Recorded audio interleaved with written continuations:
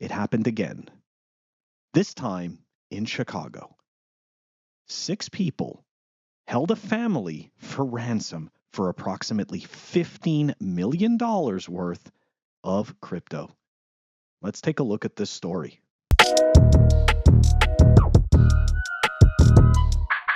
Welcome back, everyone. We are going to take a trip to the dark side of Bitcoin and crypto today and talk about this family, which was essentially in Chicago, which was held hostage for about $15 million worth of cryptocurrency.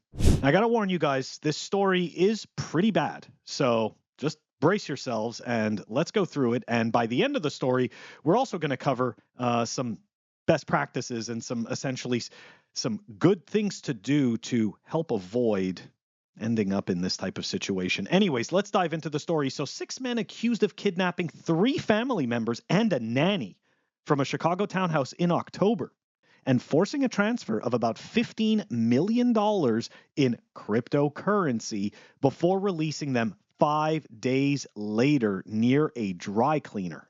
The way that the police got notified was that the father got a phone call from his son on WeChat, and he essentially let his father know that he had been kidnapped. So the man's son, he had just moved to a Chicago townhouse a couple of weeks ago. So there you go, new resident. Welcome to the neighborhood. So the real question is, how did they pull this off? One of them was wearing a hat and glasses, knocked on the family's door in Chicago, claiming that he had accidentally damaged their garage door. And that obviously became the entry by which this person was able to start up the conversation, essentially gain some trust, right? But it's not that simple, right? So essentially, by claiming that there's an accident, what that does is it creates the idea of a time-sensitive situation and that immediate action must take place, right? So that's kind of done on purpose to startle a person, right? Make them not think the way that they would maybe normally think, and instead just try to figure out how to get out of this situation. So I can see why the kidnappers used this method to essentially gain access to this family and their home. So once the kidnappers got access to the family, they asked the son to start conducting transactions. And he said, and this is what it gets really interesting, right? So they kidnapped them and they put them in a van, okay? And that's essentially where they kept them, and drove around while they were trying to get the son to do these multiple transactions in order to take his Bitcoin and shitcoins. The son also claims that he was hit in the head with a gun, but he's not even really sure. It might have been a fake gun. Now, this part is also kind of interesting because this is where criminals, and it gives you some insight as to how professional these people are and or how desperate these people are, right? So the victims recalled eating McDonald's, Culver's, Subways, and P.F. Chang's. So obviously there's some type of video recording of most likely the kidnappers going into these restaurants, or at the very least placing an order with these restaurants, through Uber Eats or DoorDash or something like that. But either way, the point is that there's a trail of what these people were doing, all because of this. So this is kind of, I don't know. I know I shouldn't find this amusing, but I'm not talking about what happened to these people, but the fact that these guys were going around to fast food restaurants in order to essentially feed these people while they steal their Bitcoin and shitcoins. I'm not going to make this a political thing. This isn't about right or left. This isn't about heavier controls at the border, more lax controls at the border, none of that stuff. Just want to point out, though, that Customs and Border Protection arrested one of the kidnappers on January 17th while he tried to enter the United States from Mexico. But it seems that Mexico wasn't the ultimate destination, because the FBI later learned that Zhang and Yan had boarded the same flight departing Tijuana, Mexico for Beijing. And at the time that this article was released, of the $15 million, there's still $9 million worth of Bitcoin and shitcoins, which are unaccounted for at the moment. Okay, so obviously this is not good. I don't enjoy reporting on these stories. I know that throughout the clip, right, you could see me laughing about certain things. It's just those specific elements that I find funny. I obviously don't find this situation funny at all. Any type of situation where you are taking away someone else's choices, yeah, I just don't agree with that. But that being said, so online, you get a lot of people that want to flex. They want to flex their stack. They want to flex what they have. For whatever reason, it's I guess it's very alluring to have people, or to have the idea that people, that you are thinking that other people are impressed with your stuff and what you have, and possibly wanting it or wondering how you did it. I'm going to let people in on a little secret that you may not be aware of. But you ever notice when you see somebody drive by in a really fancy car, have you ever paid attention to what you actually think about when you see that person drive by? Next time you do see that, and let's say you are envious or desiring of what this other person has, pay attention to what you think when you see them drive by, and it'll give you a little bit of a clue as to how much you care about what that person has, and maybe it'll give you a clue as to essentially the fact that flexing for a bunch of strangers really isn't worth it.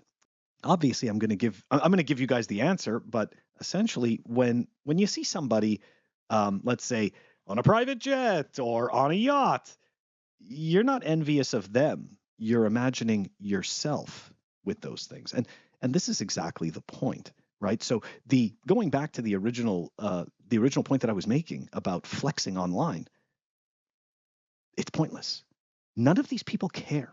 Okay. Like, this is all for you and your ego. Now, of course, the whole reason that I'm mentioning this has to do with people that like to show their stacks, that like to show their new car, that like to show, whatever it is that they think makes their material existence more desirable than others. You know what? If you were really secure with yourself and you were really confident in what it was that you're doing, you don't need the validation of a bunch of strangers that don't give a shit about what you're doing anyways. Now, to the practical side of this, right? So internet flexing, not so worth it. But what else can you do to essentially maybe help mitigate these types of situations from happening? A fellow Bitcoiner posted the same question, and Jameson Lopp responded and gave 5 things, which very simple, but I totally agree with them, and I think they're effective. So number 1, be a non if you post about crypto or Bitcoin. Number 2, shut the fuck up in meat space. Number 3, don't do high value meat space trades. Number 4, don't flaunt wealth. Number 5, don't give your real name and address to crypto services. That's very good advice.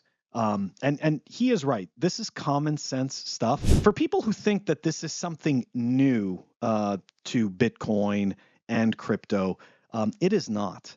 Back in the mid 80s, late 80s, when the first Air Jordans came out, they weren't necessarily that popular, but as Michael Jordan's popularity grew, so did the desire for his Air Jordan shoes made by Nike. And I know that this seems that it's unrelated, but it's not, because what essentially started to happen to teenagers in schools is that teenagers started to get beaten up for their shoes. There was even an instance of, unfortunately, kids, right, teenagers being killed for their shoes and for their clothes. Now, you might say to yourself, well, why did that happen? And of course, I'm not victim blaming and saying, well, they shouldn't have worn that out in public. It's not about that. It's about understanding that not everybody is going to be reasonable like you out in the world, number 1. Number 2, depending on what you come from and where you come from, life may be considered to be cheap. And what do I mean by that? So when you go to a country, let's say, where people have virtually nothing and are willing to do virtually anything for something, you need to realize that that disparity creates an environment, okay, that can become incredibly violent for very little. So, unfortunately, the example of somebody getting killed for a pair of shoes, right? Somebody getting physically attacked and beaten for a sweater, or something like that. Like, this is the type of stuff that does happen. So it's very important to always, at least to the very best of your ability, to be aware of your surroundings, number one. Number two, be aware of who you are with. Number three, something that Jameson actually didn't add on this list. I know that people like to flex to their families and tell them about all the, the Bitcoin they have and how much they're worth and blah, blah, blah, and all this stuff. But the reality is that that's not a good idea either, because you don't know who that person is going to tell. And you also don't know, even if they're not telling somebody who has nefarious intentions, they may be telling the story near somebody who does. And now all of a sudden, somehow this person ends up getting kidnapped or held for ransom because they were talking about you having Bitcoin. And now this criminal has decided that, hey, if I hold this person ransom, they'll get in touch with the guy they were talking about and he'll send me some Bitcoin. They don't know what the relationships are. They don't care. Anyways, guys, these stories are scary. I plan to always report on them because I think it's very important. Knowledge dispels fear, right? And what is the best way to dispel that fear but to acknowledge and be aware of what is going on in and around this space? Anyways, guys, that's all I wanted to talk about today. I'll catch you on the next one.